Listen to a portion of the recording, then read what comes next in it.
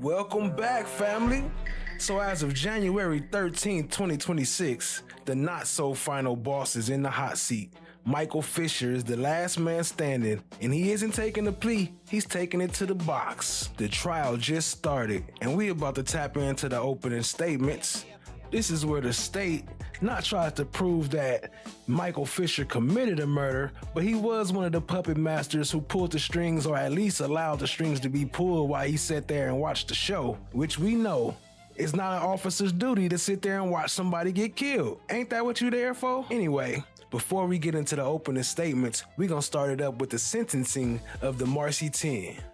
Conduct a thorough, independent investigation of all incidences and accusations of abuse inside our prisons and jails, and create an independent oversight board that includes incarcerated and formerly incarcerated people. Stop asking cops to investigate cops. And that was supposed to protect them. It is about making sure that this never happens again. It is about justice that needs to be served. One elected official, two elected officials, three elected officials, and I feel like the Count on Sesame Street. Ha, ha, ha, ha. And that those body cams should automatically be on all of the time. It was part of our original 13 demands from 2020 that all law enforcement should have body cams at all times. And if they disable them at any point, they should automatically be fired. The workers implicated in what happened to Robert Brooks, they are not working right now, but they have not been fired. They also have not been arrested or charged. Does that surprise you at all? They're cops. Law enforcement is treated exactly the same whether they are in our streets or if they are in jails and prisons. Hey yo, peace family, grand risings, good afternoon, great evening, gracious nights. Welcome back to FOTG, the source. The final transfer. So today we talking about Robert Brooks and the MARCY 10 +1. On December 9th, 2024, Robert Brooks gets transferred to MARCY prison. He's immediately a target. This wasn't a correction, it was a gauntlet. In the deep dark, even a transfer from one prison to the next can sometimes be a death sentence if the wrong people are holding the keys. Brooks was transferred from Mohawk Correctional to MARCY Correctional on December 9th, 2024. He was dead the next morning. The prison staff assaulted him on 3 separate incidents. Not to mention, just prior to all this happening, he was in a prison fight and beaten with a lock. The medical room ambush.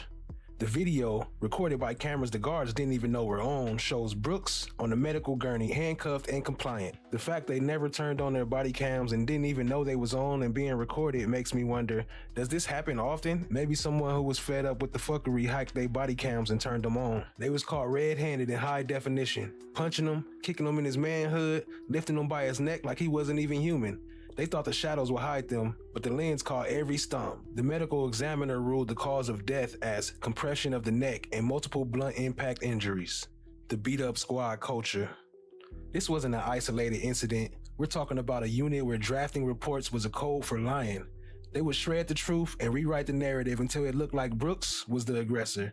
It took a +1 to break the silence and let the world hear the screams they tried to mute. But would he have did that if they wasn't caught on camera? Testimony also revealed that supervisors ordered officers to rewrite their use of force reports multiple times to omit the beatings, and most of the officers had prior history of inmate abuse. Here's the roll call in the MARCY 10 +1 involved in the killing of Robert Brooks. David Kingsley, the enforcer, convicted of 2nd-degree murder, 1st-degree manslaughter, 25 years to life. I showed Mr. Kingsley from the very beginning that one of the first images we all saw when the media released those videos of Mr. Kingsley carrying Mr. Brooks' feet as he was face down, arms up behind him, blood already on his face, and he got dragged into that infirmary. And as he got thrown on that gurney where he would spend most of the last conscious moments of his life. But that was not Mr. Kingsley's only involvement. What happened to Mr. Brooks' neck burned the brightest. Damage to the cartilage of Mr. Brooks' thyroid area, a broken highway bone, hemorrhaging all through his neck from even pressure. From even pressure that we watched Mr. Kingsley put on Mr. Brooks' neck. As in his entire 300-pound frame, he lifted a 140-pound restrained man off a table by his throat. For no reason. Mr. Kingsley, is there anything that you would like to say about your sentence? Yes, sir. So, every single incident was senseless. Mr. Kingsley, be advised you have the right to appeal this judgment of conviction. To do so, you must file a written notice of appeal. The clerk of this court within 30 days of today's date. You may file this yourself, or you may direct as your attorney do so on your behalf. It is now the sentencing judgment of this court that the defendant is sentenced as follows. As to the conviction for murder in the second degree, the defendant is sentenced to an indeterminate sentence of imprisonment, having as its minimum 25 years in state prison as its maximum life in state prison. As to the conviction for manslaughter, first degree, the defendant is sentenced to a determinate sentence of 25 years in state prison, along with 5 years of post-release supervision. Those sentences just imposed are ordered to run concurrent with one another.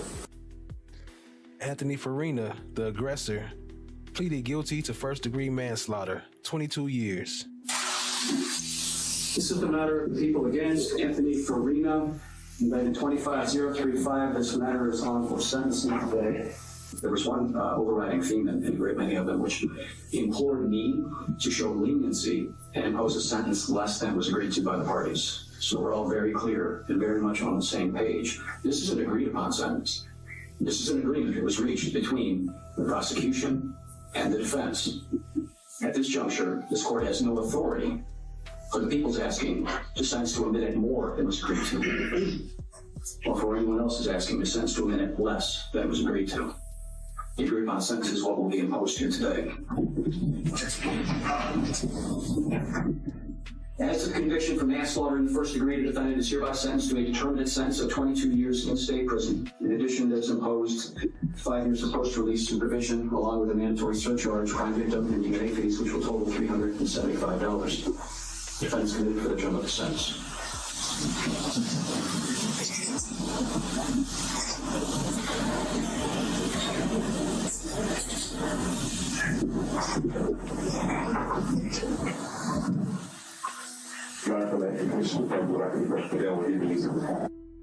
Nicholas Anzalone, the aggressor, pled guilty to first-degree manslaughter, also sentenced to 22 years.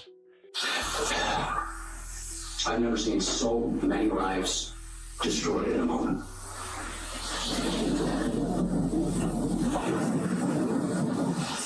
The defendant is sentenced as follows. As to the conviction for manslaughter in the first degree, the defendant is hereby sentenced to a determinate sentence of 22 years in state prison. That is along with 5 years post-release supervision. In addition, there is imposed a mandatory surcharge, crime victim, and DNA fees, which will total $375. The defendant is committed for the term of the sentence.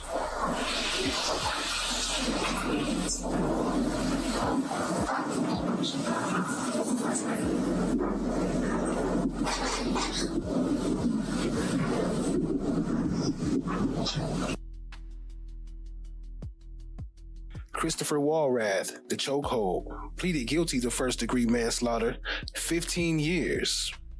The defendant is hereby sentenced to a determinate sentence of 15 years in state prison. That is along with 5 years of post-release supervision. The county district attorney, Bill Fitzpatrick, said he was willing to dismiss a murder charge because he said, quote, "I don't believe Walrath's blows were independently fatal." I wanted to get to the why.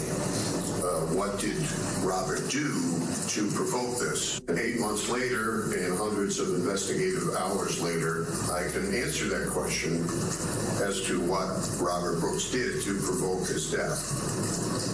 Absolutely nothing. You are no longer acting within the system. Now, your life is at the mercy of it. And I pray for your family who's going to have to spend the next 15 years worrying about you. Just like all New Yorkers with incarcerated loved ones must do. Just like all New Yorkers with incarcerated loved ones must do.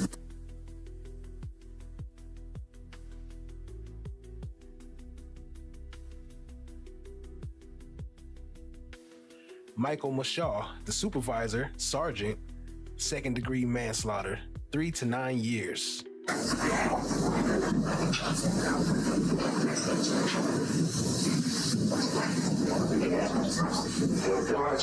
Congressman heads up, we got Michael Mashaw. Good morning, Mr. Professor. This is the matter of the people against Michael Mashaw, indicted 25035. This matter is on for sentencing today. Back on September 22nd, the defendant pled guilty to 1 count of manslaughter in the second degree, with an agreed-upon sentence of 3 to 9 years in state prison, along with mandatory state surcharges. Is that the people's understanding? It is, Your Honor.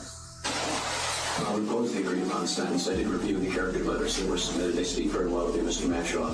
Appreciate your service to our country. The words of the prosecution are well put here in the sense that some of us have spent a lot of time watching and rewatching that video in the recent trial of this matter. There's individuals responsible for what they did. I couldn't help but notice as you stood there, while this unfolded. The seal of the state of New York on one shoulder, the American flag on the other shoulder. You were there for us, you were the purpose. The person who had the authority, whose job it was, the reason you were there was to make sure something like this didn't happen. You were in the best position to say stop, and you didn't.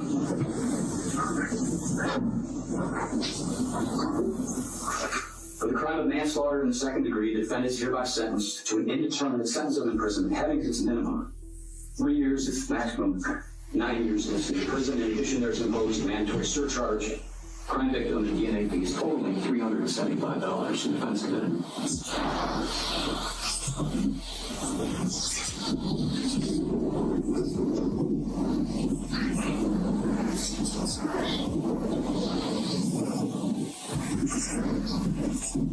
David, welcome.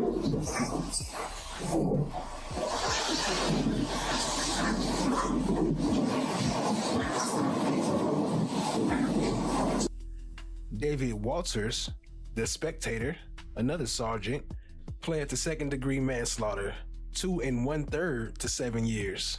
The matter of people against David Walters, indicted 25-035. This matter is on for sentencing. Back on September 22nd, the defendant pled guilty to 1 count of manslaughter in the second degree. The agreed upon sentence being 2 1/3 to 7 years of state prison, along with mandatory state surcharges. Is that people's understanding? It is, Your Honor. And Mr. Passalak for the charge. It is, Your Honor. Will then sentence be joined here. Again, briefly, Your Honor. The statements of Mr. Brooks and Mr. Ricks, again, we would incorporate and we would rely on that to speak for Mr. Brooks himself. But one more time, something does need to be said about Mr. Walters himself and what he and his actions and his conduct show about really the incarcerated system as a whole, as it stands. Walters, is there anything that you would like to say for being sentenced? And as to the conviction for manslaughter in the second degree, the defendant is hereby sentenced to an indeterminate sentence of imprisonment having its minimum 2 1/3 years as its maximum 7 years in state prison. In addition, there is imposed a mandatory surcharge, crime victim, and DNA fees, which will total $375. The defendant is committed for the term of the sentence. Your Honor, may I protest on the PSI for the court?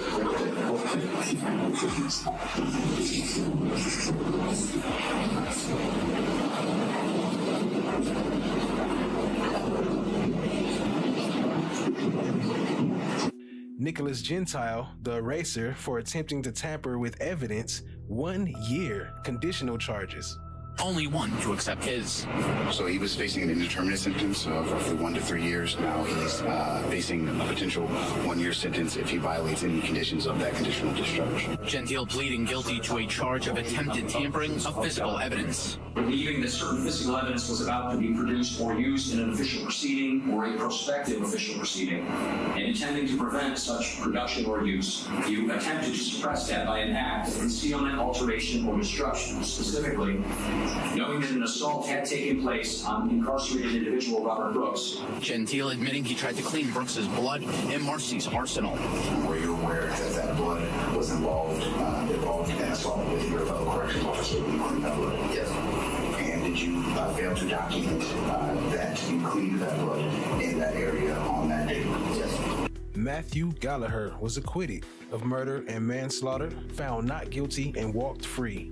Nicholas Kiefer was also acquitted of manslaughter and murder, found not guilty, and walked free.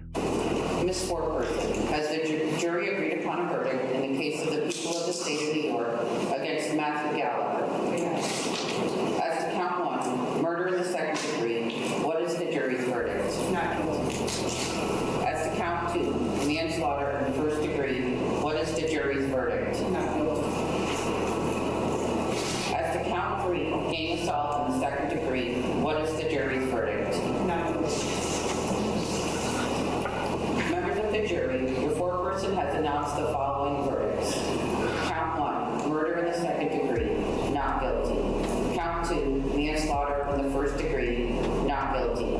Count 3, gang assault in the second degree, not guilty. That's crazy. What up, family? Welcome back to Flesh of the Gods. We back live and broadcasting.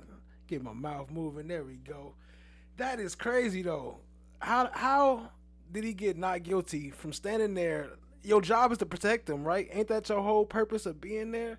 Anyway, I just want to take a quick moment to say what up to the family. What up? Jersey girl Trey. Trakesha, I see you in the building. Daniel Berry Sports Highlights. What up? I see you. Appreciate you joining. Chan, my black is golden. The queen in the building. What up, though? No one in the building. What up? Lady L, what's good? Appreciate you joining, family. But that's crazy. And the next one he walked free too, but that ain't it. And later on today, we got the opening statements that just aired January 13th. So we got that coming up next too. Stay tuned, family. Let's get it. Members of the jury, are those your verdicts? If anyone said no just now, you can create a name. So the people of the state of New York against Nicholas Kiefer. As to count 1, murder in the second degree, what is the jury's verdict? As to count 2, manslaughter in the first degree, what is the jury's verdict? As to count 3, gang assault in the second degree, what is the jury's verdict? As to count 4, offering a false instrument for filing in the first degree, what is the jury's verdict?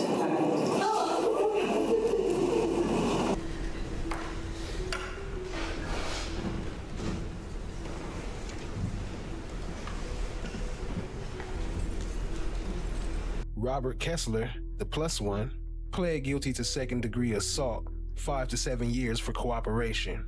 He was the man who chose to save himself by exposing the rest. He admitted to the punches, but blew the whistle on the shredding of reports and illegal headlocks. Here he is in the courthouse hallway, about to share his side of the story, implicating former fellow officers. State against David Kingsley. As to count 1, murder in the second degree, what is the jury's verdict? As to count 2, manslaughter in the first degree, what is the jury's verdict? Members of the jury, your foreperson has announced the following verdicts. Count 1, murder in the second degree, guilty. Count 2, manslaughter in the first degree, guilty. Members of the jury, are those your verdicts? Yes. In the deep dark. So this was the same case, the same trial. They found the other 2 not guilty, but they sat there and watched him kill Robert Brooks. Watch this dude right here, David Kingsley, kill him. Man, if that was any other situation besides officers, everybody in that room would have been guilty. Especially they tried to cover up paperwork too. That's crazy. Good to see you too, Lady L. Justice is a mixed bag. You have David Kingsley facing the rest of his life in a cell for a murder he swore he didn't commit, while 2 other guards, Kiefer and Gallagher, walked free out of the courthouse as free men despite being right there next to him. The system didn't fix itself. The video just made it impossible to look away. Robert Brooks Jr. said it best. His father should be coming home in 2026. Instead, he's a case study in a systemic failure. The MARCY 10 +1 seems to shed a new light on American history. Will the ones in blue finally be held accountable? You aren't untouchable anymore. The cameras are always rolling, even when you think they're off. But we here to watch it. So hit that subscribe, stay locked in, tap in, share with a friend. Let's get it, family. And don't forget to hit that like button too. Let's get it!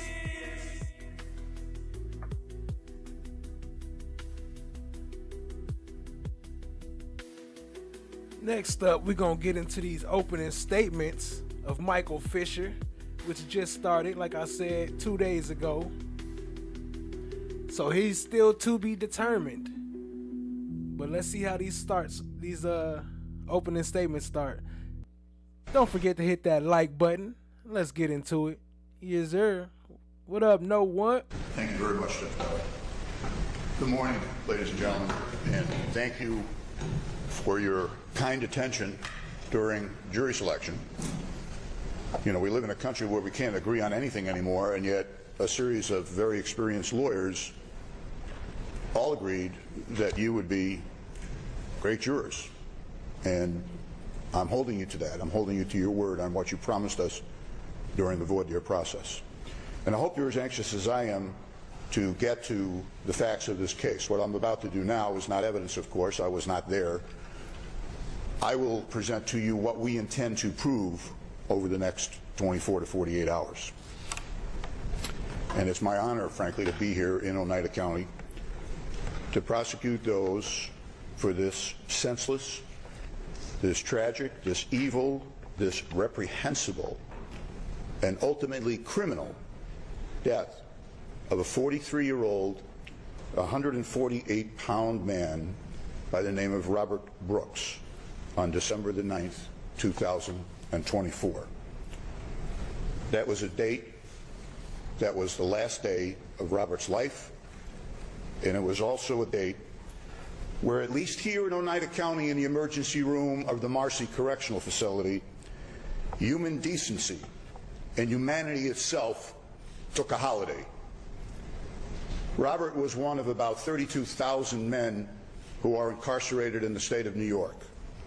We incarcerate people to punish them for what they've done, and we also have that underlying hope that when they're done with their sentence, they'll be rehabilitated and they'll come out of that correctional facility better than when they went in.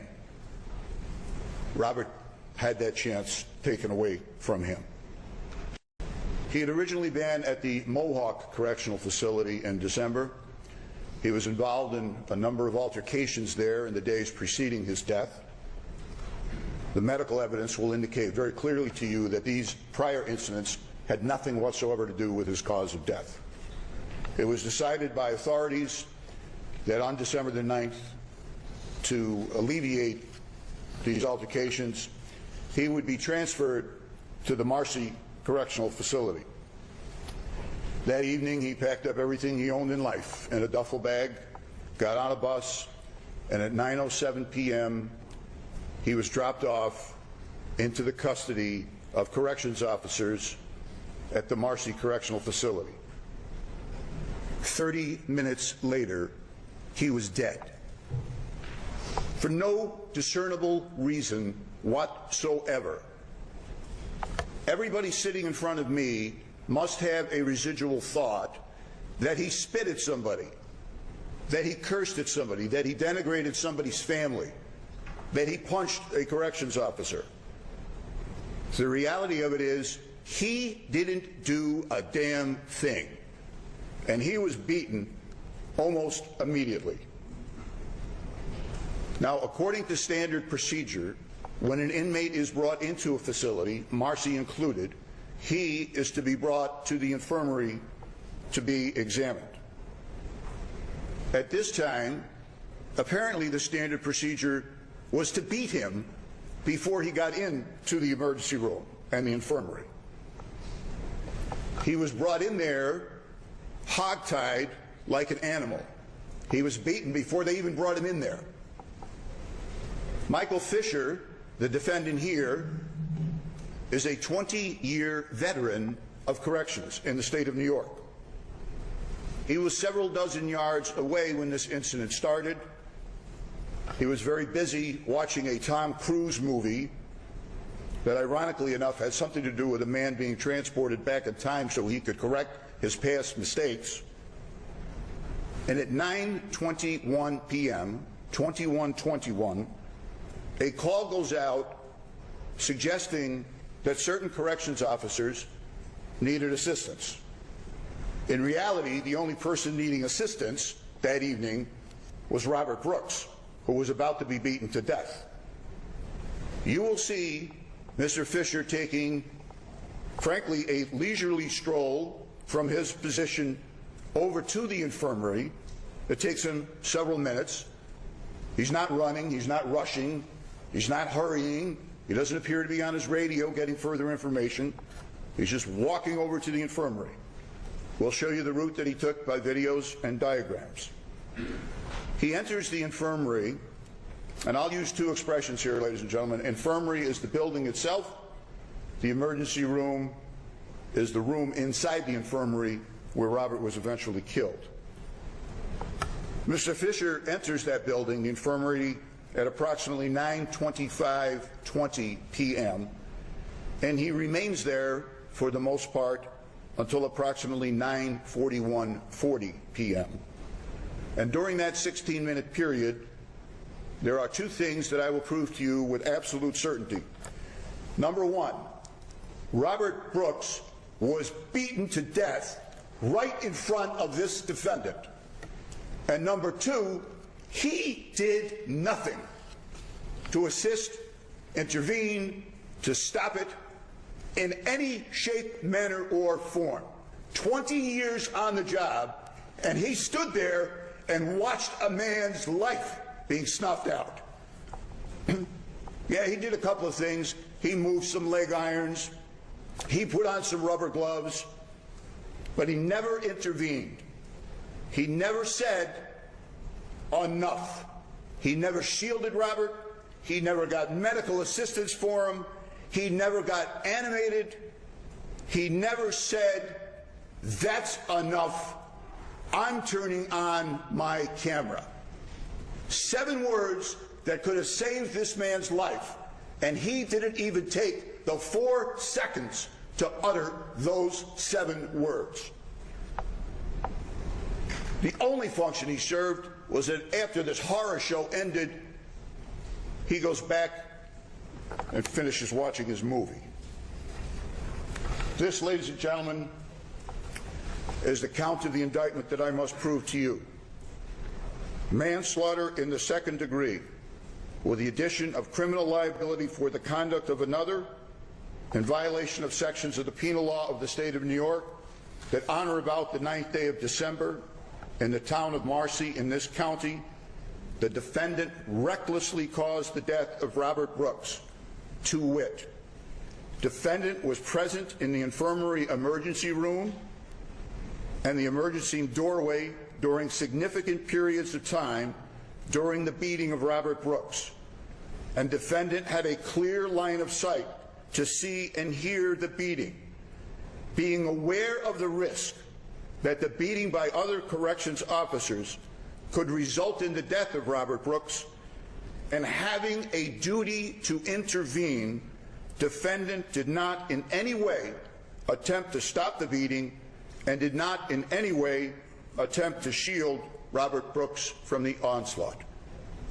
I will prove those facts to you not only beyond a reasonable doubt, I will prove them to you beyond any doubt. Now, as critical thinkers that I anticipate you are, I suspect that you are saying, Mr. Fitzpatrick, how do we know, how are you going to prove to us what Mr. Fisher saw? Well, what these geniuses didn't know was that even though they were violating multiple rules, I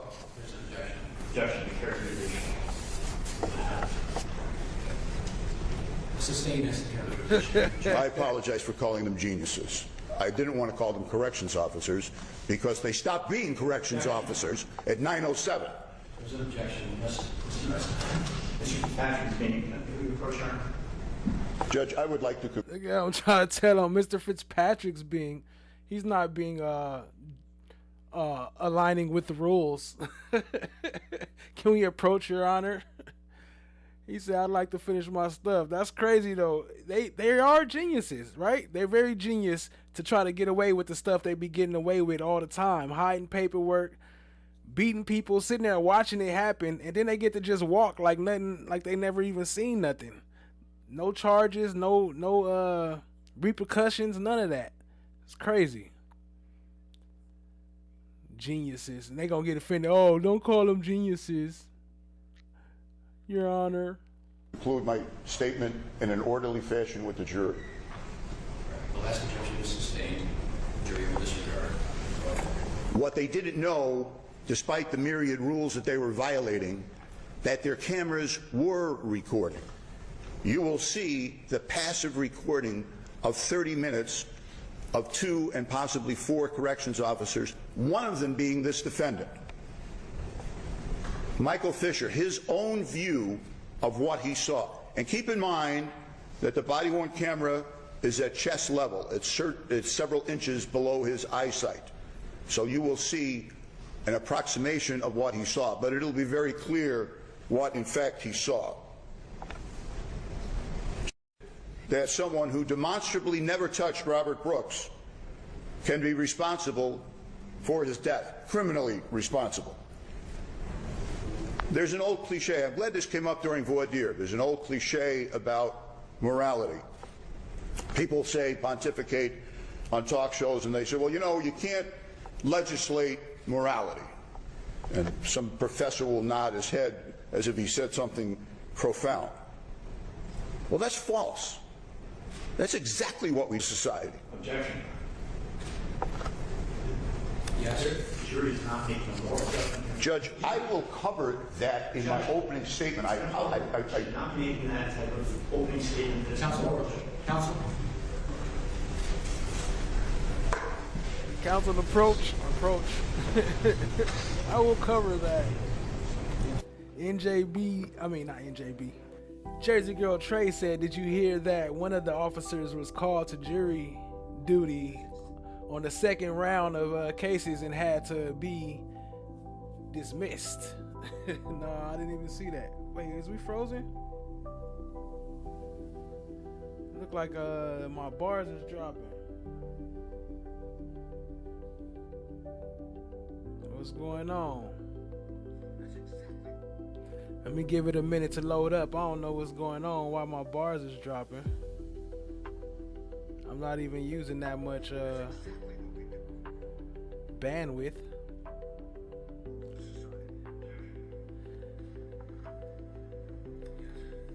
Yeah, give me a second. I'm letting it catch up. I don't know why my frames dropped. We should be right back into it though. It's picking up now. I'll start it back. I don't know. You know how they do. I'm still on my probationary period. Everything is refreshed now. It's like a brand new channel. Starting back from the bottom, family.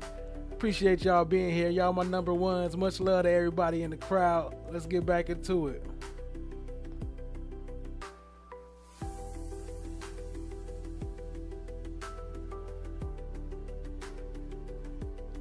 Should be picking up now. They had another objection. Let me see. Oh yeah, we good. Let's go.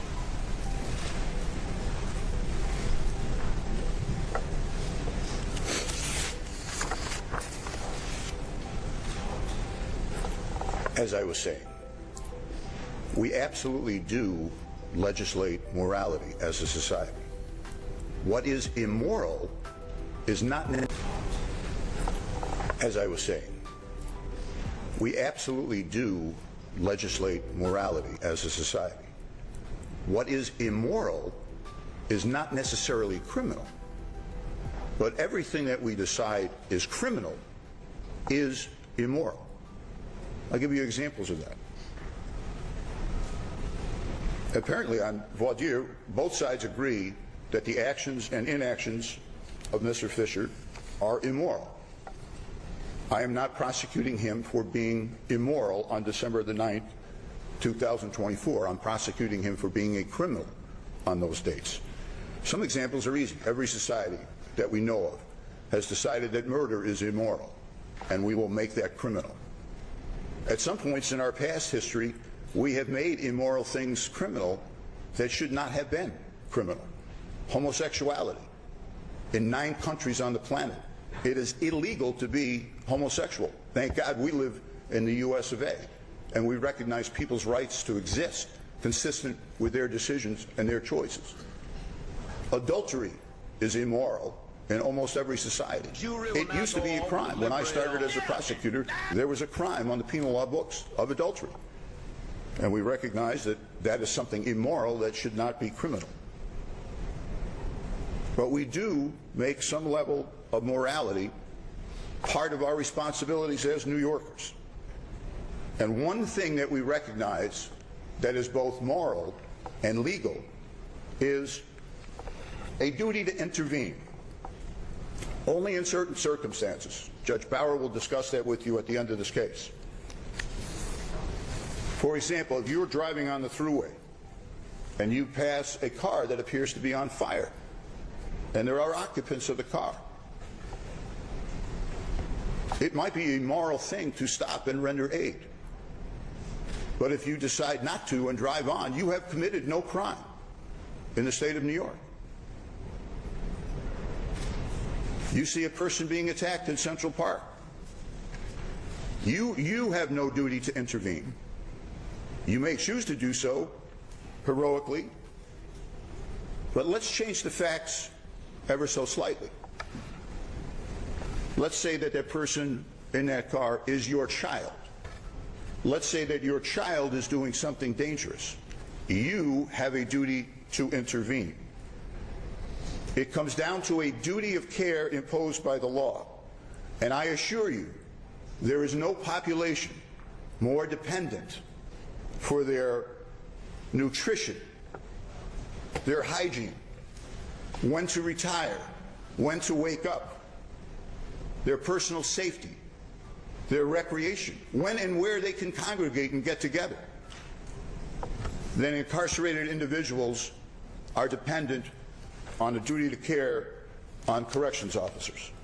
In short, their virtual entire existence is dependent on the service of New York's corrections officers.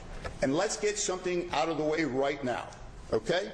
Yes, it is a difficult job. It is a dangerous job. Some incarcerated. And let's not forget, your job is there to secure them. You're security, not just to keep them from going outside, but also to keep them alive, to keep them from getting beaten and bruised, especially by some of your own. That's crazy. Violent, man. Incarcerated individuals are evil, despicable people that would kill a corrections officer as soon as they would look at them. They have weapons that on occasion are snuck into a facility. We get that. I get that. That's why we pay them. That's why we pay them overtime. That's why we give them health benefits. That's why we give them pensions. Yes, it's a difficult job. That is not an issue. But last time I checked, having a difficult job is not carte blanche to divorce yourself from the human race. You will look at the tape of Mr. Brooks being beaten to death. You've already been warned by defense counsel that you may be repulsed by looking at that tape. But you're not a 20-year veteran of the New York State Department of Corrections who took an oath, as you did, only more intense, to support the Constitution of the United States, to uphold the laws of the state of New York, to recognize that he has a duty to intervene, not to stand there and watch without protecting, without serving, and without even taking a millisecond to turn on his body-worn camera. Why is he before the bar of justice today? What? That's a good point right there. Didn't nobody even turn on the camera. So as far as people who didn't do nothing, that didn't hit him or none of that, y'all see that it's an incident happening, but didn't nobody even turn on their body cam. Just like the lady said at the beginning of the show, it's supposed to be mandatory also. But anybody who not turning on their body cam in an incident or any interaction with anybody, they need to be fired. They need to be up out of there. How can you be there and have these body cams on and just choose not to turn them on while you sitting here killing somebody?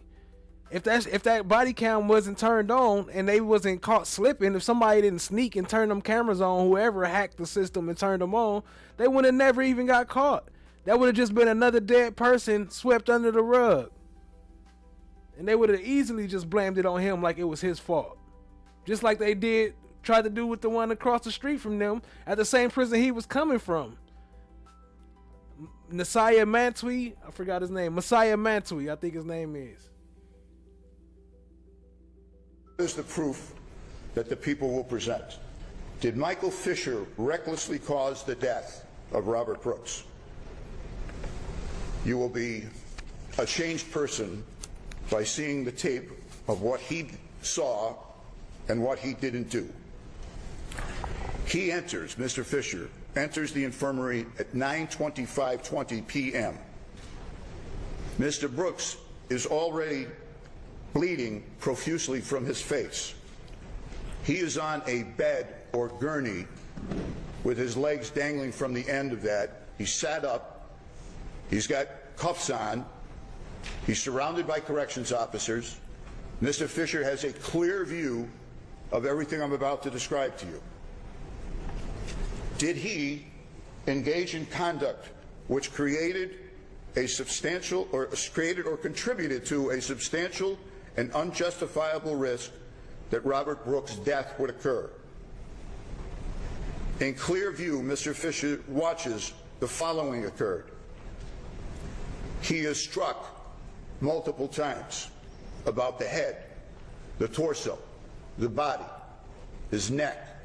You will see a corrections officer, while Mr. Fisher is standing 5 to 6 feet away, extend his left leg up onto the gurney and forcibly jam the testicles of Mr. Brooks to the point where they're damaged and causing unbelievable pain to that man. He's standing right there watching that. Sadly, you're going to have to watch that too. And you'll also see in the tape, particularly for Mr. Fisher, where you look at his face, because you'll see another corrections officer's camera that catches Mr. Fisher, there's a look of normalcy. There's a look of routine, almost calm, as these despicable acts are taking place. Did he consciously disregard the risk? Of course he did. Was the risk of such nature and degree that disregard of it constitutes a gross deviation from the standard of conduct that a reasonable person would observe in the situation? Of course it was. It will be painful for you to watch. You will be sitting there watching this in the serenity of this courtroom, and you will be horrified and disgusted by what you're watching. It will come to your mind to shout out, "Stop! He's not an animal. He's an incarcerated individual. He's in our care, our custody.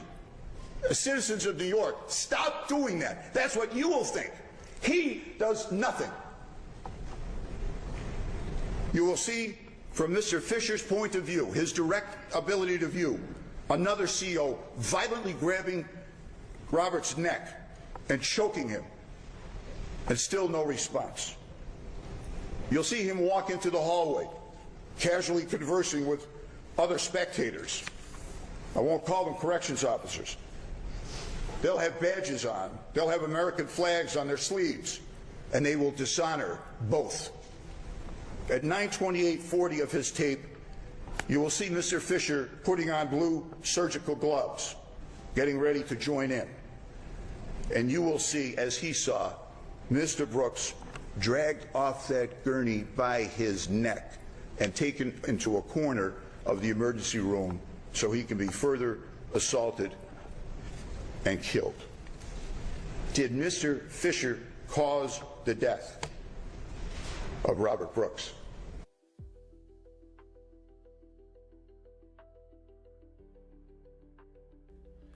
So we got that up in the polls right now. The question is Michael Fisher guilty as playing part in Robert Brooks' unaliving? Did he play part in the murder? Should he be locked up for life? So far, 100% say yes. Appreciate the participation, family. Y'all make sure y'all hit that like, hit that share. Let's get back in this algorithm. Much love, much love. Let's keep it rolling. Of course he did. I would use the example, as I did on voir dire, of a person shot in the head. Obviously, that person who pulled the trigger has caused the death. But under the law, so does the person who hands him the gun. So does the person who has a duty to intervene and does nothing. The parent that lets a child enter a dangerous situation, knowing that danger lurks, and the parent does nothing. That parent is just as guilty as Mr. Fisher. If you saw this happening to a neighbor's dog, what I'm about to show you. Overruled. However, ladies and gentlemen, do recall that what you're hearing right now is what counsel anticipates the proof will show is not self-evidence. If you saw a neighbor's... And before he even finished that question, y'all already know the answer. Could y'all imagine them beating a dog like that on camera? On any, they can't even do that in movies. You can't even act like you beating a dog like that. Boy, they be all over. Peter be on your ass so fast. But you can sit here and beat a human with 10 of y'all in the room walking around, plus the other ones that wasn't even charged. Like it's nothing. Like you don't know what's going on. Oh, I didn't know that was a person. I thought it was just a negra. Negra on a nag. Dog being treated like these corrections officers treated Mr. Brooks. Will show is not self-evidence. If you saw a neighbor's dog being treated like these corrections officers treated Mr. Brooks, would you have tried to stop it? Would you have tried to film it? Michael Vick, your ass. Facts, Chan Black is goated. Would you have at least called 911? And you don't have 20 years on the job of supposedly protecting other people. He did none of those things. Medical assistance wasn't even called until he's left, going back to his station to finish his movie. He looks in on various occasions on Mr. Brooks. You'll see Mr. Brooks dying. You'll know that he's dying. And he says, I had no idea. You won't see concern on his face. You'll see him, believe it or not, you'll see him smiling as he stands in that emergency room. He had over 6 minutes directly in that room. Of his legal duty to intervene, you will have no doubt. Another element I must prove to you, and that is whether Mr. Fisher consciously disregarded that a risk of death could occur. Was it foreseeable? The proof is going to show, of course it was foreseeable. He's dead. How much more foreseeability do you need? Doesn't mean you have to be Nostradamus. Doesn't mean it has to be the only possibility that could have occurred. Was it foreseeable? Yes, it was. Not required that he intended to cause his death. Not required that he thought they were going to kill him. But was it foreseeable? He wasn't slapped. The evidence isn't going to show that he was gently moved by these corrections officers. He was yanked around. He was punched. He was kicked. He was the things that you're not going to believe them when you see them. He was beaten to death right in front of this defendant, and he had over 360 seconds to do something about it. The final witness you'll hear from is the medical examiner, Dr. Merkulova, who performed the autopsy. She will describe to you, they say dead men tell no tales. That's not true. Dead men tell lots of tales. And Robert Brooks will tell you in death what happened to him while he was still clinging to life. She will tell you that he died from multiple blows. Not one single blow, but multiple blows over the course of several minutes while Mr. Fisher was standing there doing nothing. The blood was diverted from his major organs because of the blows to cover the pain that he was suffering to these injuries. How his neck was eviscerated. The bones in his neck were broken. He choking on his own blood. Multiple blows, any one of which this defendant could have stopped. Of course he was aware of the risk. And you'll see, don't forget, you'll see what he saw, but you won't hear what he undoubtedly heard. So based on the evidence, is he a neophyte? Will the evidence show that he's just some rookie that didn't know what was going on? No. Will the evidence show that he had no idea because he's deaf, dumb, and blind? No. He was there. He saw it. The simplest, most clear-cut, honest explanation is the best. That he knew and should have known that there was a risk of death and that he recklessly, by omission, did nothing. He made a clear decision to abandon his oath on December the 9th, 2024. And I remind you, you are not to consider what happened to the others. You are not to consider punishment that is in the province of Judge Bauer. You should consider accountability. You should consider human decency. You should consider the law. And you should consider justice. Justice for Robert Brooks and justice for the people of the state of New York. Our great country is replete with examples of men and women doing extraordinary things, performing heroic acts of courage in their lives. So it was. I don't care if it was a bunch of farmers in 1776 that beat the greatest military on the planet Earth at the time, or whether it was a bunch of soldiers at Gettysburg that turned the tide of the Civil War, or whether it was a bunch of kids from Nebraska and Kansas and New York that climbed the cliffs at Normandy when German machine gun was raining down upon them. They were ordinary people that did heroic, incredible things. And they weren't 20-year veterans of the Corrections Department of the state of New York. History will not record Mr. Fisher's inactions as heroic. You will record them, and we will prove to you that they were exactly. That brings up a question, though. I wonder, how did he even get severed? I don't remember seeing that. I remember that he was severed, and I knew it was separate, but I don't remember why it happened. I'm going to have to go back and find that, because why was his trial separate from everybody else's? The other trial we watched was only 3 of them. Everybody else took pleas and plea deals and stuff like that, so they didn't go to trial. But I wonder why was his trial separate from the other 3. I'm going to have to check that out. If anybody know, let me know in the comments. What they were. Absolutely criminal. And I will ask you, I will beseech you to return the only proper verdict in this case, that this man is guilty of manslaughter in the 2nd degree. And I thank you for your kind attention. Thank you, Mr. Fitzpatrick. Mr. Eisman, do you wish to take it over? So his trial is still ongoing, and as we know with these trials, they only show the opening statements and closing arguments. They don't show the actual trial, because you know that footage is crazy. The way they stumping that boy out, man, all over his body, makes no sense. All right, good morning, everyone. But he on trial now, so they probably was. I'm sure they was in court today. Or unless it's almost over, shoot, I don't know. But either way, they started on the 13th, so I'm sure they was in court today and yesterday. It started on the 13th, but it should be wrapping up soon. Then we'll get to the closing arguments also as soon as they air them. But you know, the trial ain't here. I do got more footage of the actual video of what happened, but I don't want to play too much of that because it's very graphic. But I can post it later if y'all haven't seen it. Y'all let me know. But let's get back into it. Almost about to wrap it up. Appreciate y'all being here. Much love. To be determined. Michael Fisher. This is the closing arguments from his defense attorney coming up next. And then we'll get up out of here. Appreciate y'all. Let's keep it rolling.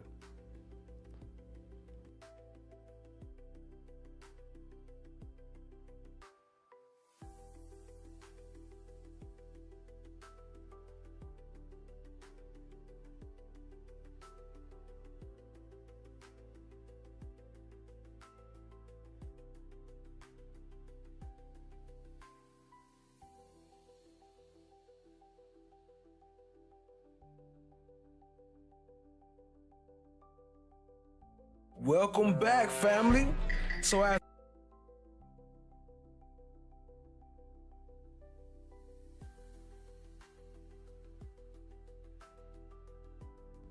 y'all couldn't even hear me. I'm over here talking to myself. He was beaten.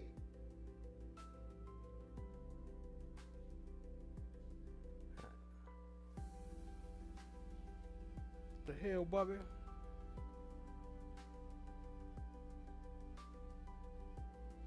welcome back, family. On facts. Why keep freezing? Welcome back, family. You won't see concern on his face. I just play it from here so it don't freeze. Believe it or not, you'll see him smiling. as he stands. Of course it was foreseeable. He's kicked. He was the things that you're not going to believe them when you see them. He was beaten to death right in front of this defendant, and he had over 360 seconds to do something about it. So based on the evidence, is he a neophyte? Will the evidence show that he's just some? They were exactly what they were. This is the importance of something called an evidence. Absolutely criminal. And I will ask you, I will beseech you to return the only proper verdict in this case, that this man is guilty of manslaughter in the second degree. And I thank you for your kind attention. Statement of the case, and that is where they have outlined for you what their allegation is against Mr. Fisher and how they intend to try and prove it. As is obvious, there's no question that there is some level of an emotional appeal that this case is going to evoke. You can see that in Mr. Fitzpatrick. But in this case, in this courtroom, decisions are made on facts and evidence, not sympathy, not emotion. Facts and evidence. And in this case, when you see the evidence that the government's going to put in front of you, you hear from the witnesses, you will see that there are no facts and evidence to support their claim that Michael Fisher recklessly caused the death of Robert Brooks. Now, as you hear that testimony and you see that evidence, there are three important things I'm going to ask for you to keep in mind.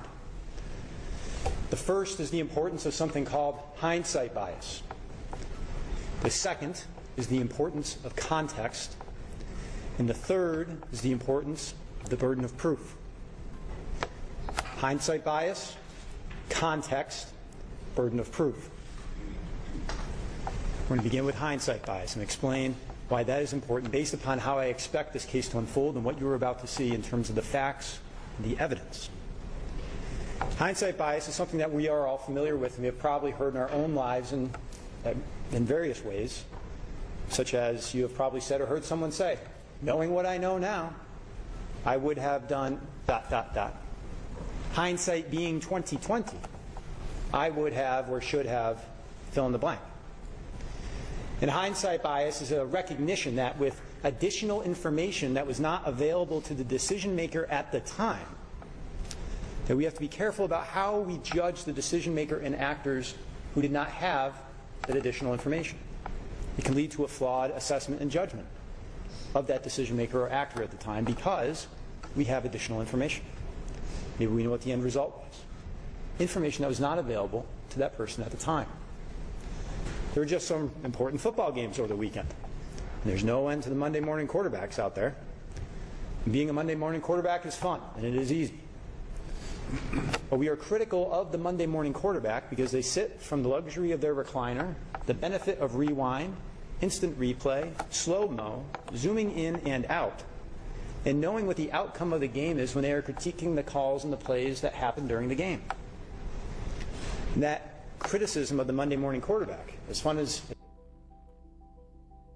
Hold on, bro. He's sitting here.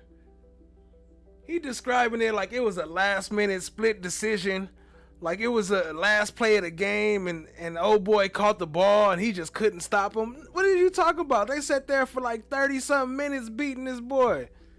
He talk about, it's nothing you can do. It was just a split decision. Inside the action, it's so, shut up. It is to be the Monday morning quarterback after a sports game is in recognition of hindsight bias.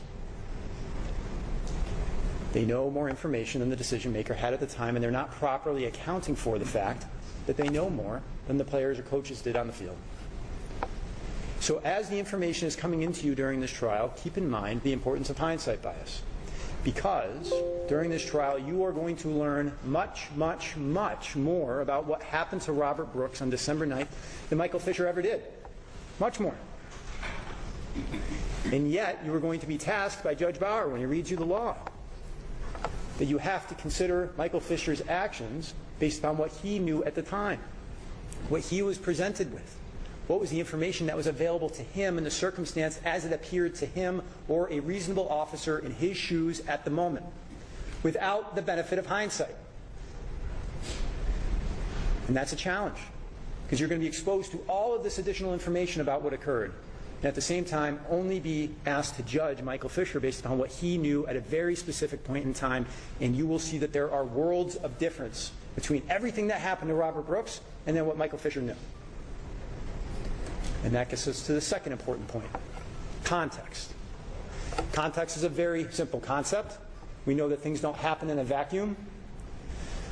We know that it is the entire environment in which things happen that help us understand why and how things occurred.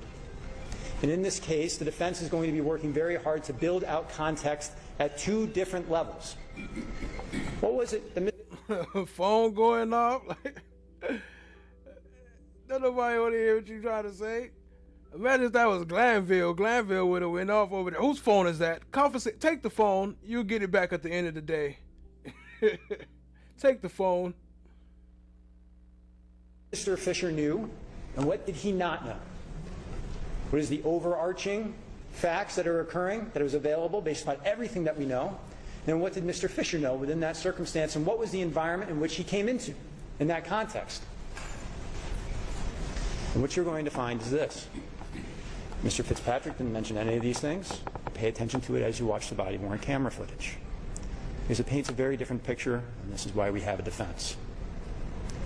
What you will learn on December 9th is that Mr. Fisher, as Mr. Fitzpatrick said, shows up in the infirmary room at MARCY Correctional Facility, where he is guarding incarcerated individuals who are serving all felony sentences. That's his job. He shows up at the infirmary because there was something called a response call put out. A response call, you will learn, is an emergency situation where a corrections officer calls for help.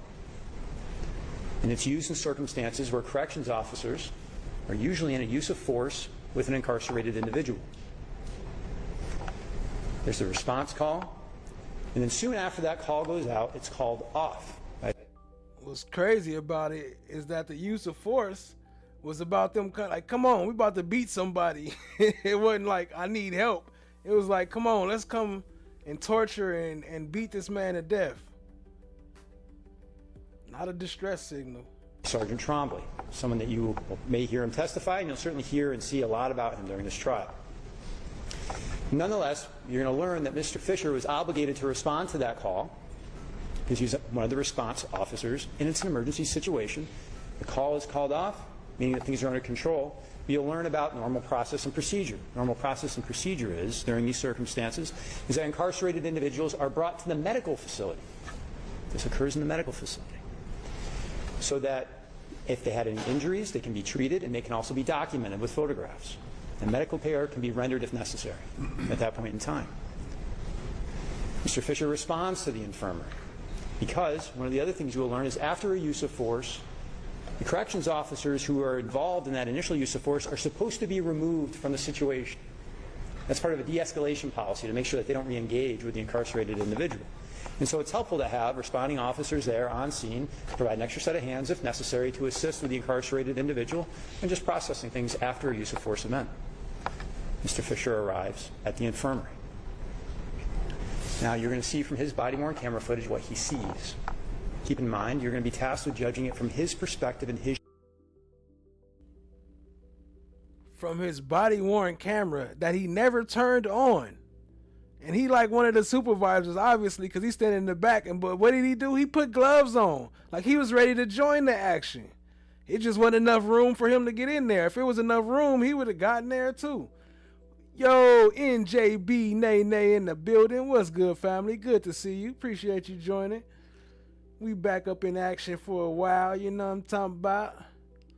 But yeah, that's crazy the way he up here talking about like he just had nothing to do with it. Like he was right there. Shoes that night.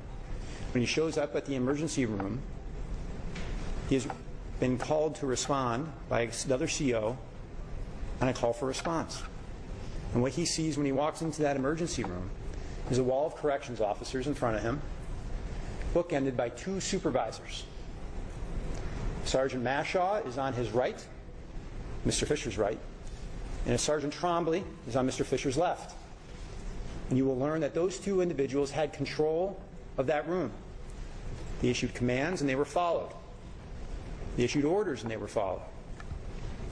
What Mr. Fisher sees when he first comes in there is a wall of corrections officers with two supervisors present and overseeing everything that's happening. And he stays in the doorway. And one of the other first things that you will learn that Mr. Fisher sees is that an officer named Officer Farina disengages from Robert Brooks and is shaking his hand in pain and looks at his finger. And you will learn at the time that it was understood in the room that Mr. Farina's finger was bitten by Robert Brooks. At least that was what the understanding was at the time. I mean, if you stuffing your fingers down somebody's mouth, down their throat, damn near choking them, after y'all beating them, carrying them like a hog tied, like a hog, tied up hog, beating them and all this stuff, you put your fingers in his mouth, don't you expect to get bit? He acting like that was the initial call, like, oh, everybody came because he bit him and oh, it was a crazy situation. No, he bit him in self-defense. It's like you don't even have the right to defend yourself when people was trying to kill you. Like, obviously they killed him, so he should have been doing way more than kicking and biting. He should have did as much as he could to try to survive because y'all killed him. It's called self-defense. That don't make no sense. Texas Cat in the building. What up, Texas Cat? I see you. Appreciate you joining. Good to see you too, family. That don't make no sense, though.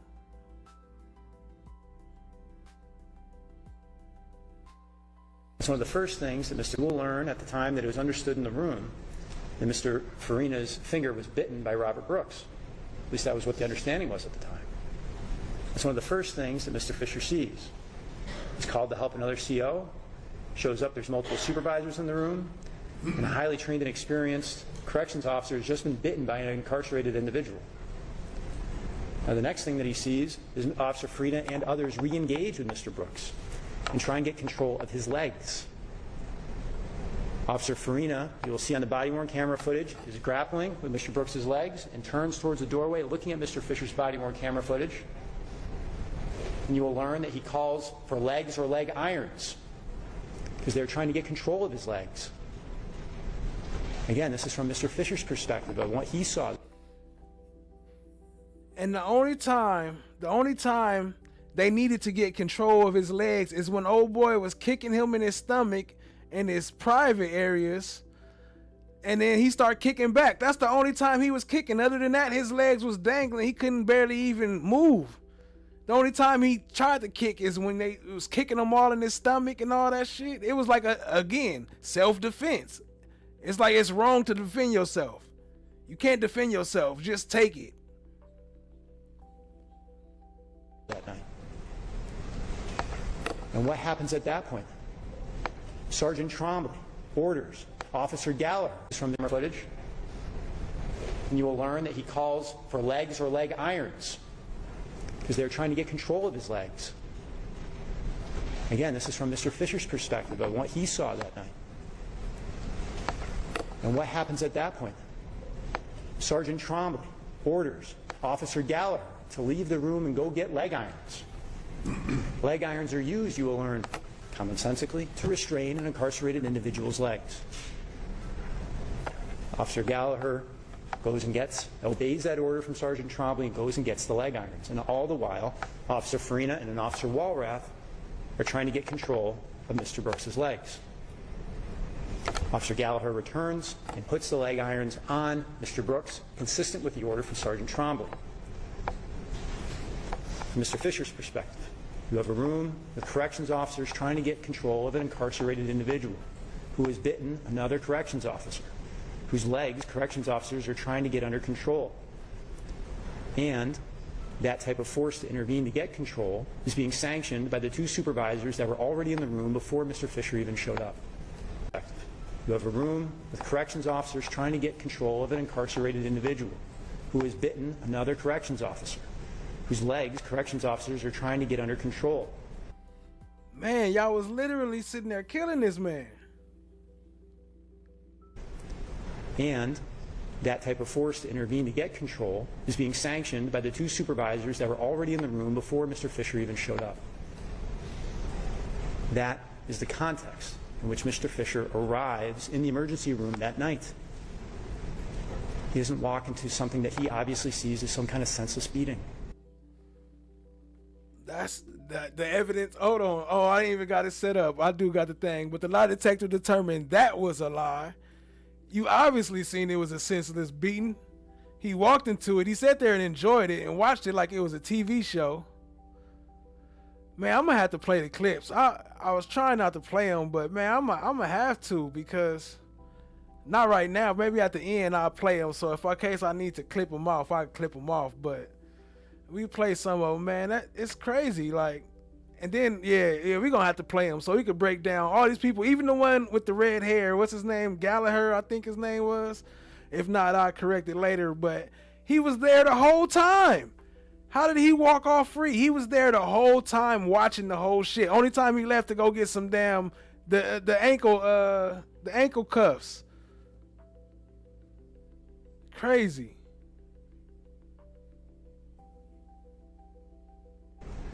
He walks into a call for response where his colleagues are struggling. From his perspective, his colleagues are obviously struggling with an incarcerated individual. Orders are being issued by supervisors, and they're being obeyed.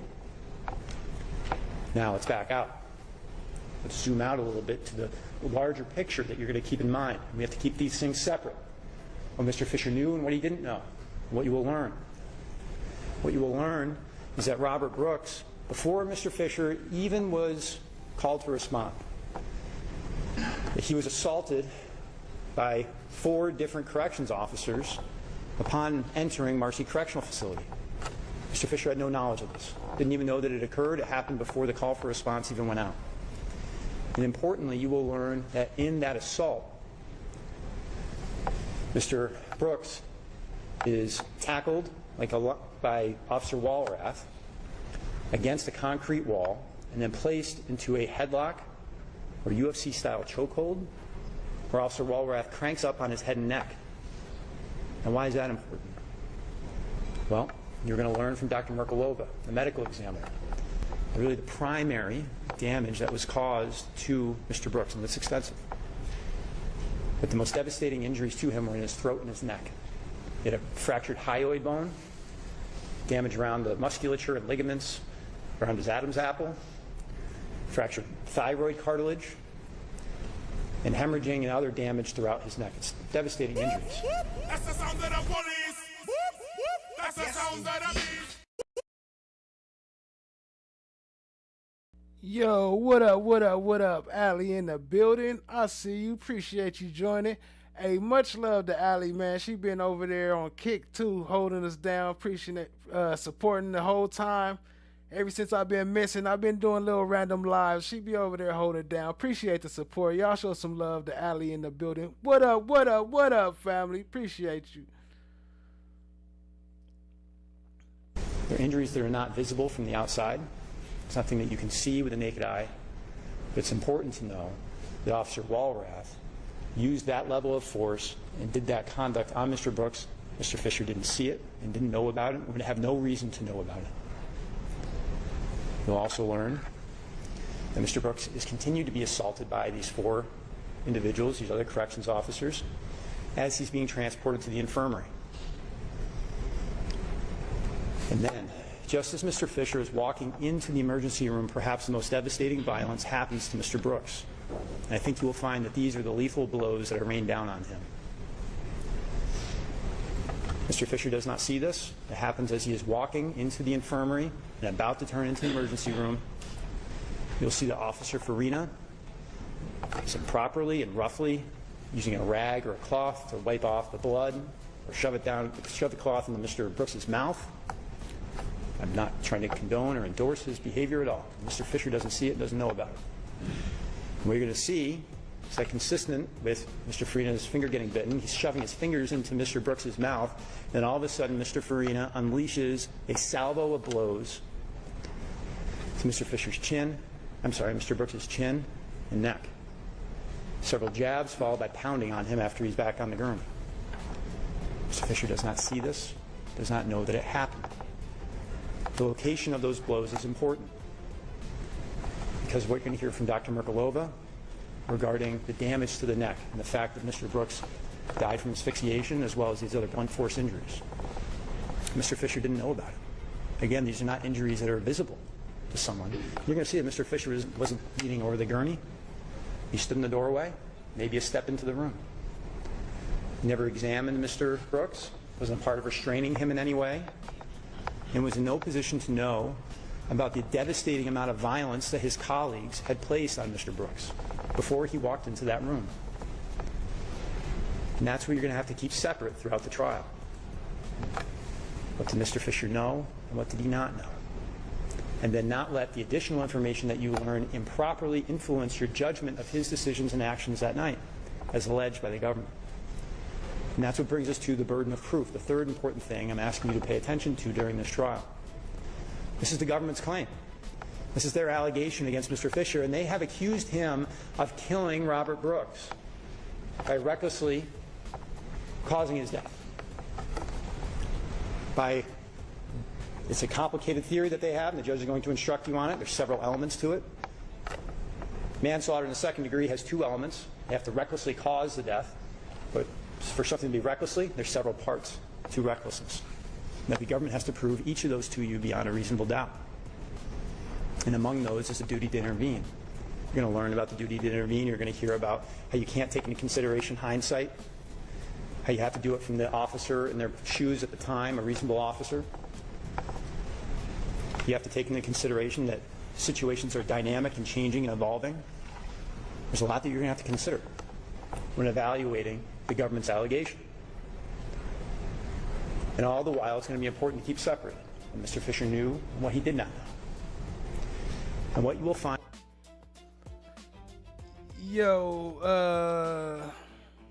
Texas Cat. No, Mr. Fisher is actually, I think he was like one of the supervisors or something, but he was just over there sitting there watching TV, but he wasn't an EMT or nothing. He's also one of the officers as well.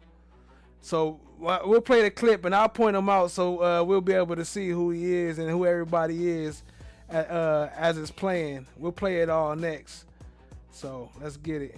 Appreciate the question though. Nah, he's not an EMT. Even the EMTs should have been in trouble too, but I can understand them not because they didn't participate, but y'all shouldn't be letting this happen though. Like, obviously this happens all the time, so if they don't say nothing, then people gonna keep dying without no words being heard. At the end of the day is that Mr. Brooks was killed unjustifiably. You're going to see the people who killed him. You're going to see the blows that did it. Mr. Fisher had nothing to do with it. And you're going to see the government does not have the facts and the evidence, no matter how sad and frustrating and angering it is to know how Mr. Brooks died, and the amount of sympathy that he and his family deserve for that reprehensible conduct. You're going to see that the facts and evidence as it relates to Mr. Fisher demonstrate that he did not recklessly cause the death of Robert Brooks. As a result, the only verdict that the facts and evidence are going to allow at the end of this trial is that Mr. Fisher is not guilty. Thank you all for your service. Thank you for your attention. And thank you for serving on this jury. Thank you, everyone. So yeah, I loaded up. Hey, so besides them being correctional officers, besides them being on the same team, besides these two that say not guilty, do y'all notice anything in common with the rest of these guilty ones? I'll give you one hint. This dude on the front is the prime example. He's the highlight of it right here. They all got the same hair and same eyes, I'll say that. There's a certain brotherhood that ride with that, but we ain't gonna get into all that right now. This was gonna be the end of the show, but we gotta play some of those clips, man. That stuff was crazy, man. It's disgusting what they did. So we're gonna get into some of that before we get out of here. I'll try to keep it. Buddy, give it. Oh shit! Let me mute this. I try to shout out to no one, but I try to keep it unvulgar. I'm gonna try not to show any of the too graphic scenes, but this one, so it also shows the officers whose body cam it is and all that. So this is Sergeant Glenn Trombley. This is from his body cam.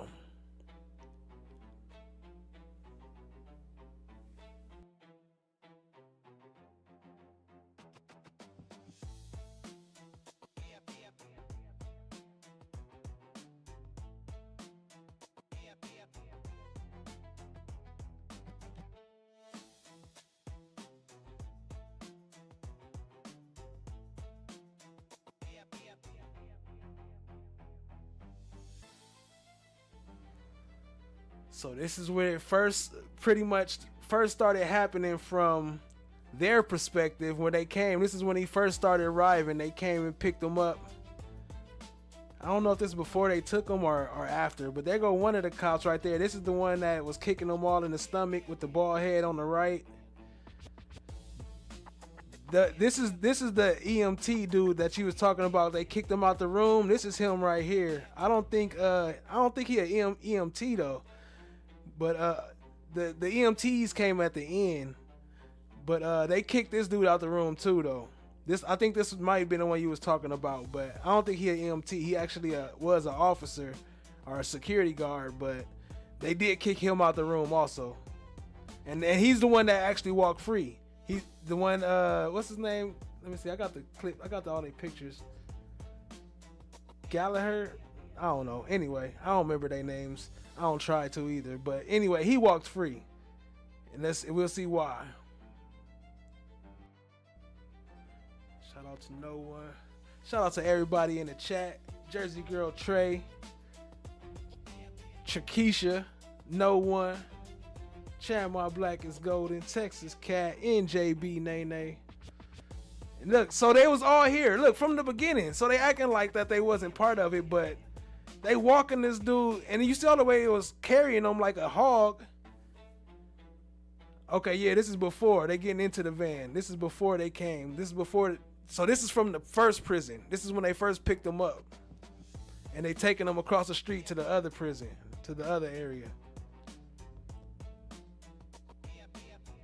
Let me see. Let me pull these comments up because I can't see the comments right now. Here we go. Okay. They were all guilty, and the EMT as well, for not speaking up. Facts. That's a fact. That's a fact. That's facts. Everyone who saw and said nothing, I think, is just as guilty as the ones who were there doing what they did. Facts. Okay, hold on. Let me be careful over here. They gonna get a little graphic. Okay, there go the supervisor right here on the left. This is the supervisor starting from the beginning. And this is the one on the right that choked him out and ended up getting 22 years. But this dude right here, supervisor, who's supposed to be in control, he like the head of the gang right now. He only got, 3 to 9 years, I believe? I believe it was 3 to 9 years. I'm going to have to run through they sentencing again before we get out of here. But, yeah, I believe it was 3 to 9 years. But he right here from the beginning, watching the whole thing. And he the one that's supposed to tell them to stop.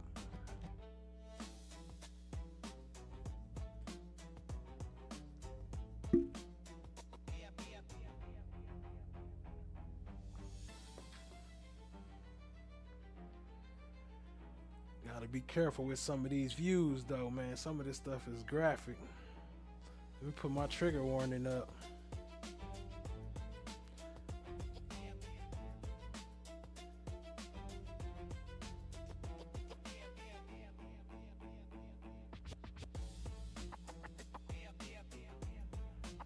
So yeah, some of this beating, we could transfer some of that. I don't want it to be too much on that part. Look, so yeah, hold on. That's a good point right there. Y'all see this, right? Hold on, let me go back. Right here, he was just beating them. And you see who right here? Let me pause it. Hey, wait, see him punching him. Look, right here. Let me switch it over. Right here, he walked free. He walked free, family. The one with the red beard, right here. He walked free. And look at him. Do you see the smirk on his face? Right next to the boss. He saw everything. He had responsibility too. He walked free.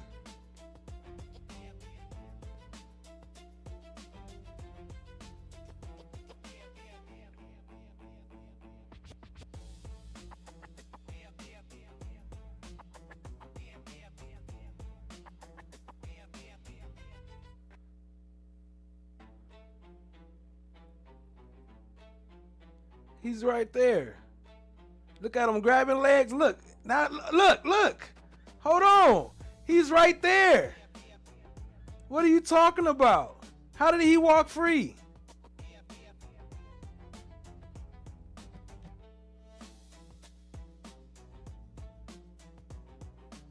How, Sway?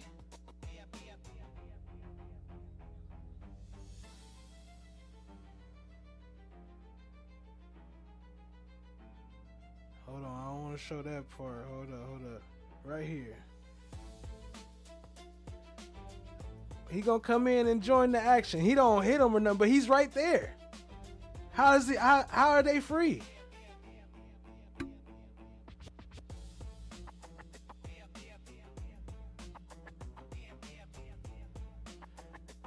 My gosh.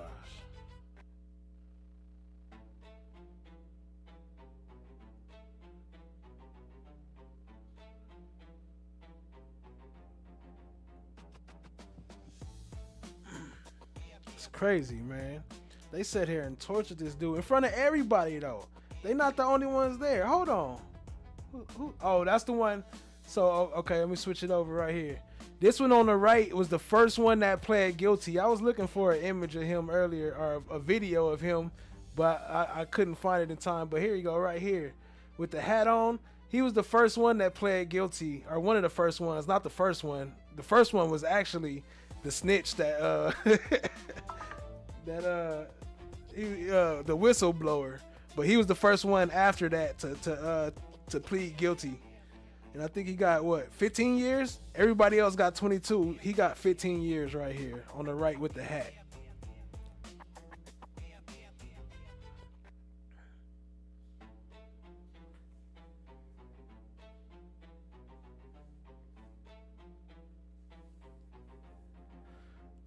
Oh man, that's insane. Let me skip past this part. That's kind of crazy.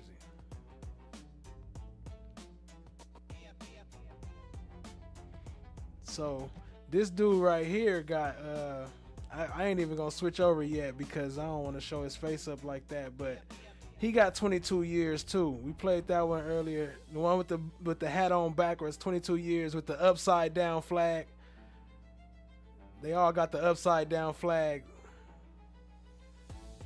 But allegedly that means something else, so I don't know. I guess not upside down, it's backwards. Not upside down, it's backwards. It's a difference, I guess. Allegedly. Let me see, they were all guilty. Okay, we read that. Let me see, play this. And he was enjoying, this the one that they said was smiling, that he said was smiling during it. I didn't see him smiling, but that's what the prosecutor said during the trial. The other trial, not this one. Man. And they all right here. Like, it's a gang. It's like a whole gang. How is this not a gang? That don't make no sense.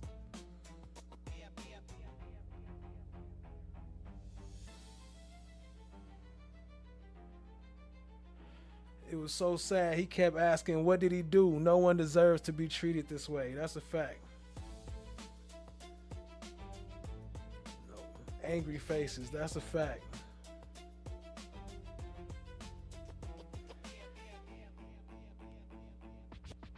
Matthew Gallagher is the one who was acquitted and was in the jury pool for Michael Fisher. Appreciate that.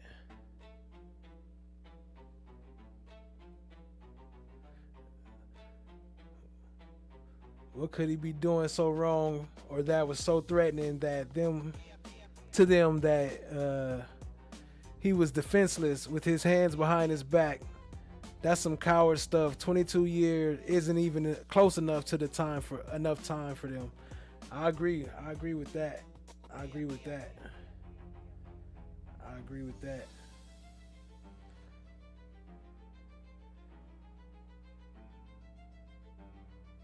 Now they got him over there in the corner doing who knows what to him. Like, what type? And look, hold on.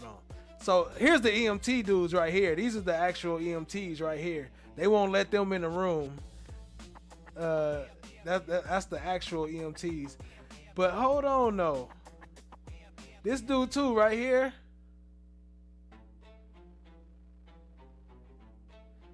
Right here. He wasn't charged either. He was acquitted too. He was all smiling in the camera, laughing. He had no charges. He didn't pop up at all. Why? Because he got his back turned, I guess. Oh, I didn't see it. I didn't know what was going on. Like, what the hell? How can you be trusted to protect anybody when you over here on this type shit?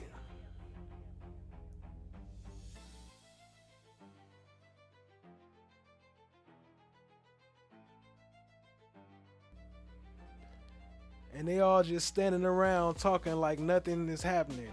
Like, what the fuck? For real. Real talk.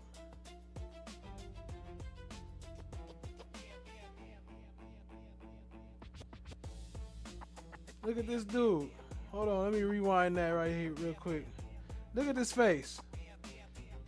They know exactly what's going on. Look how they talking to each other.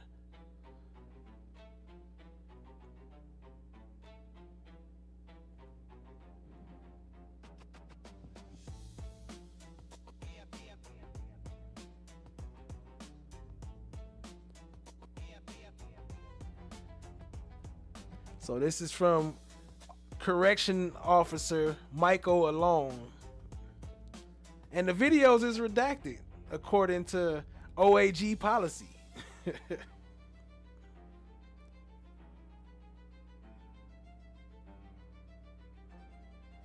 how they hog-tied carried them in.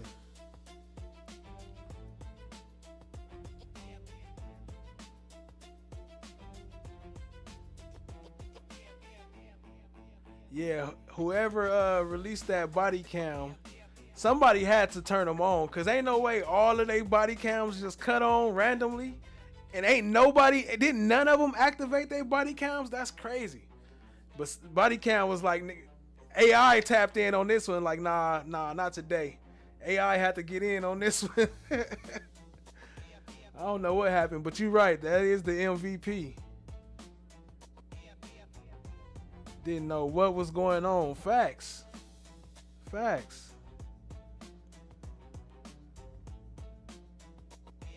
From Michael Fisher. Okay, here we go. So this is the one that's on trial right now. This is the cam from Michael Fisher. We about to see everything he saw, and y'all let me know if y'all think he was guilty or not.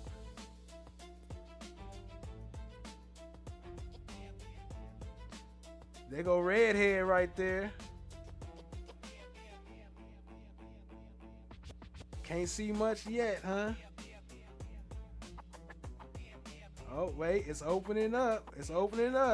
That's right after he bit him. Okay, that is when he came in. Okay, he came in after he bit him, I guess. You see him checking his finger after he got bit, after trying to stuff this rag down his mouth. And then the officer at the end pulls a piece of cloth out his mouth from them stuffing all that cloth that was in his mouth. It was still in his mouth at the end of the damn video. And a cop came and pulled the shit out. I played posted a picture of it earlier, but it'll play again. Look at him. What do you hit him with? A shoe? Or is that gloves? No, that's a shoe. That's a boot. He got a boot in his hand hitting him in the stomach. That's crazy.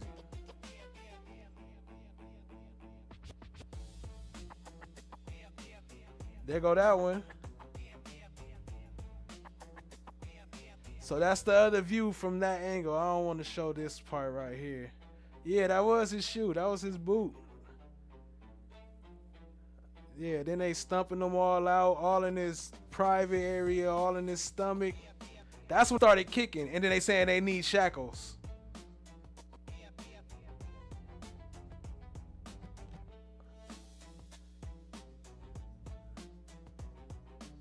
Oh, it's dropping.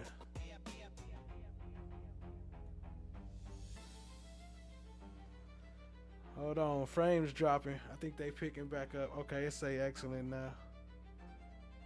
So this is the one, hold on, let me rewind that. So this is the one, the whistleblower that we was talking about, Robert, whatever his name is. That's him right here. This was the first whistleblower that I was saying, besides the one that took the first plea deal. This is the first whistleblower. And I think he got like 5 to 7 years. I'm not sure. I think it was 5 to 7. I forgot. But I played it all at the beginning of this video. But yeah, that was him right here.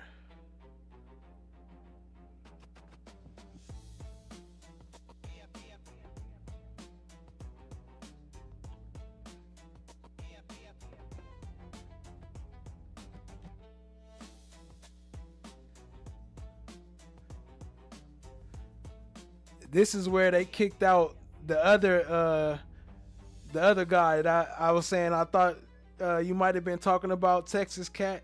I'm not sure. You might have been talking about the actual EMTs, but this is the guy they actually kicked out the room right here.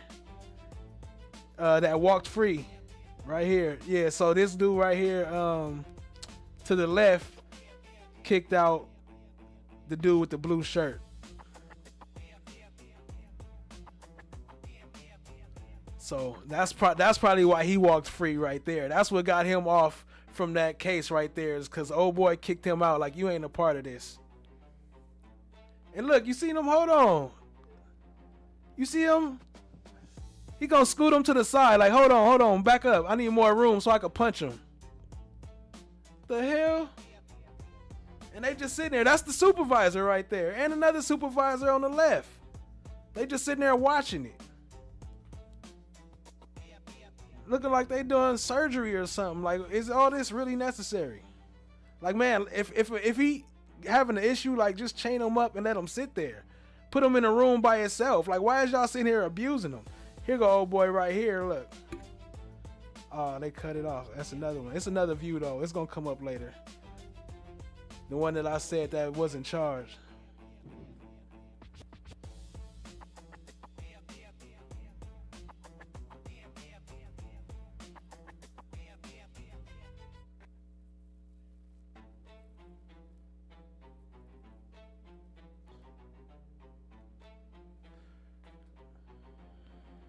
I need to add a trigger warning up here. I'm gonna let it play, but I'm gonna add a trigger warning or something somewhere. I deleted my old one.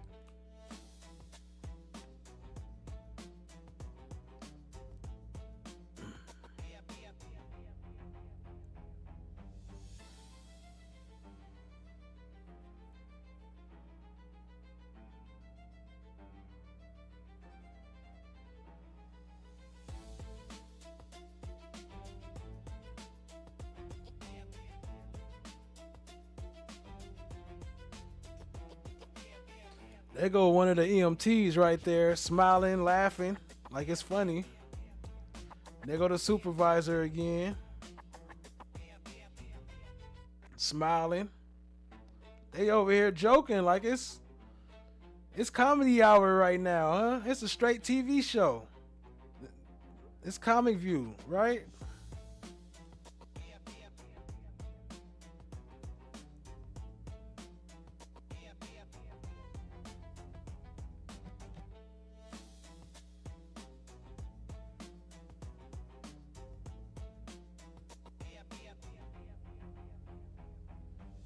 Crazy shit, man. Let me see. I can skip past some of this. I don't know what they doing right now. Oh, that's where they got him over there in that corner.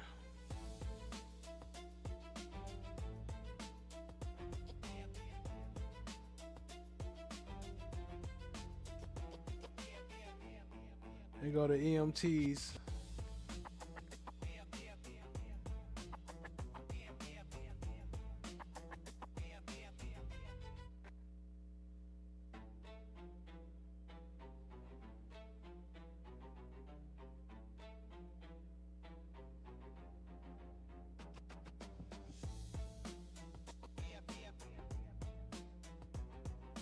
Facts.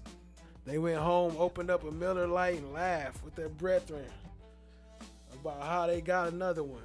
Right. Damn, you see them all up in the background? Oh my gosh.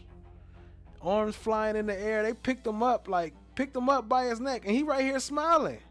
Like, yeah, this is what you gotta do. Like it's training for them. Is this training?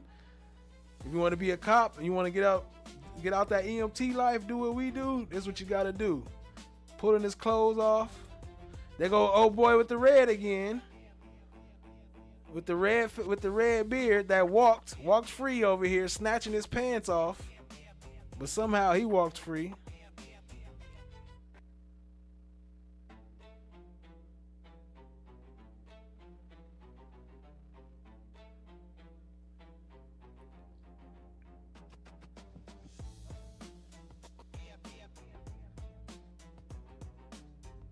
Right. Oh, this is how it's done.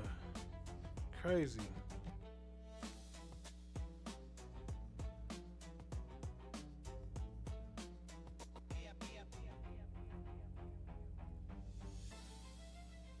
And this is what they watching right now in trial. So this is exactly what they seeing in the trial.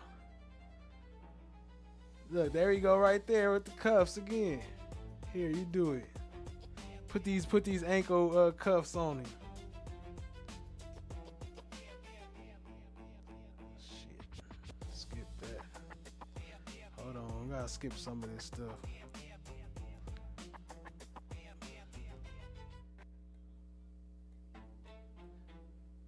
Look at them talking about he bit me. Hold on. When you bite somebody, they over here stuffing your face like this? He had no choice but to bite you. And then you punched them all in the face.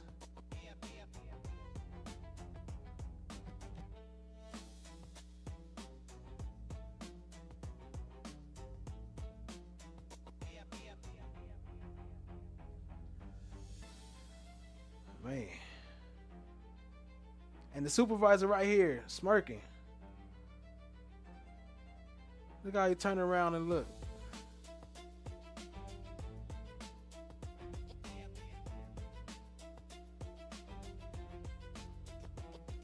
Picking him up by his neck.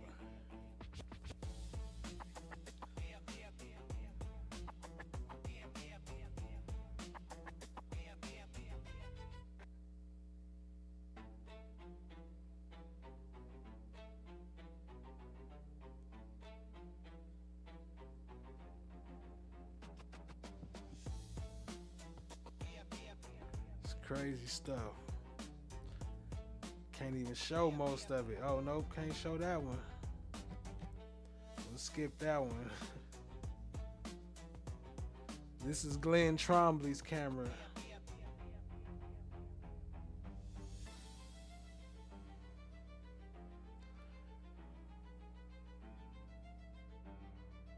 I don't need to see all that. Him riding around in his car.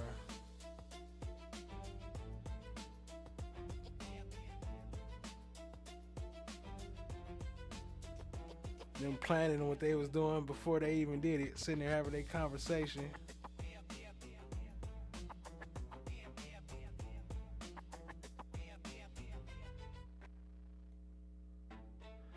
I don't know. I can't take no more. That's it, man. Y'all get the point.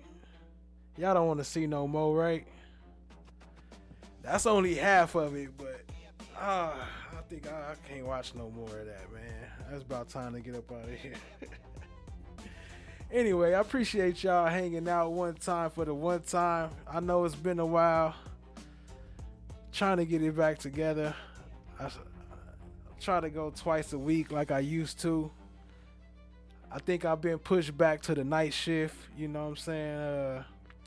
It's some other things going on. I don't know. You know, I'm trying to figure it out though. Shout out to everybody in the building. EMTs are in training like this. Oh, yep. That's exactly what I just said. Yep. You were right on point, Jakisha. I forgot about this footage. It's so haunting. Yeah, it is. It is. It is. No, it's horrible. Yeah, facts. Seriously. Nope. Yep, I agree. So I appreciate y'all, man. I got some more shows I've been working on. I haven't released yet. Just been a little super busy. And besides, you know, I'm on punishment right now, so we'll say that for another time though. I ain't gonna bore y'all with my sorrow, sad YouTube stories. I love YouTube. Everybody on the count of 3, we love you, YouTube. Aww. We love you, YouTube. Shout out to everybody in the chat. Shout out to Jersey girl Trikisha. Appreciate you being here. Shout out to Texas Cat. Appreciate you being here. No One in the building. What up, family? Appreciate you being here. Allie in the building. What up? Appreciate you being here. NJB Nene, appreciate you being here. Chan My Black is Golden, appreciate you being here. Daniel Berry Sports Highlights, appreciate you, family. Lady L, appreciate you being here. Appreciate all y'all coming through, hanging out with your boy one time. And I'm gonna try to come back Saturday, so don't be mad if I don't make it, but my next goal is Saturday. I'm gonna try to start doing Thursdays and Saturdays again. And Rock Solid TV is Tuesdays and Sundays. Tuesdays and Sundays on Rock Solid TV, 100 on Kick. And I'm going to try to get back to Thursdays and Saturday nights over here around 5:30 or 6 o'clock. And other than that, I appreciate y'all, family. Much love. Stay fresh and stay blessed. Peace out. Rock Solid TV in the building. What up? Appreciate y'all, family. Stay fresh and stay blessed. Peace out.